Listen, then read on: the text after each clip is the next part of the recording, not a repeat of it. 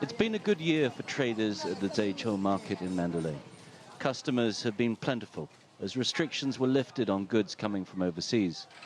Gosso has been running his stall for 30 years, but recent changes have had a major impact on his business. Because of the changes in the last few years, we now get fresh fish from different countries and dry it here. I like this very much, and it means that we can make many more products. Elsewhere in Mandalay, the signs of growth are all the more apparent. The peaceful transition of power has restored confidence for many investors. While sanctions have been lifted in the US and Europe, investors from China, Thailand and Singapore have been quick to enter this emerging market. Imports are rising fast too. A new generation of consumers have returned from jobs overseas with new aspirations and appetites. And Myanmar's past may also be an important part of its economic future.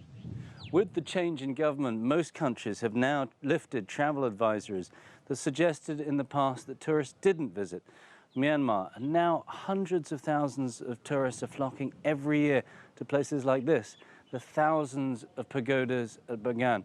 And it's thought that if managed properly, this could be an incredible income earner for Myanmar, like Angkor Wat is for Cambodia.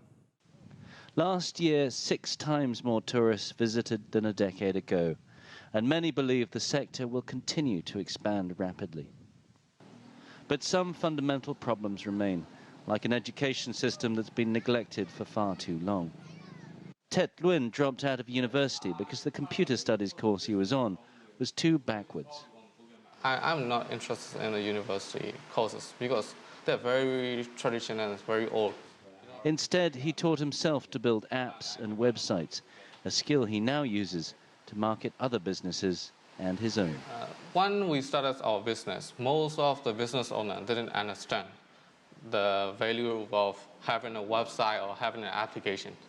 But after the 2 years, their mindset is changing, and now they can accept that they need an application, now they need a website. There is still a long way to go, but the country once known as the breadbasket of Asia is keen to regain its place as a major economic power in the region. Tony Cheng, CCTV, Mandalay, Myanmar. If you like what you just saw, follow us on social media and visit our website, cctv-america.com.